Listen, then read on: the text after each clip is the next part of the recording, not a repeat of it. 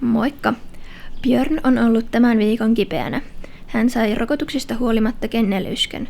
Niinpä meidän tämä viikko on kulunut tosi rauhallisissa merkeissä, mutta silti Björn on edelleen yskäinen ja normaalia väsyneempi. Tässä videossa pieni pätkä meidän rauhallista sunnuntaipäivää. Toivotaan, että Björn voi paremmin jo ensi viikolla.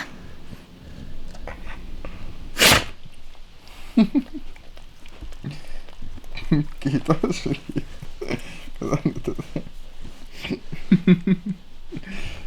Kiitos.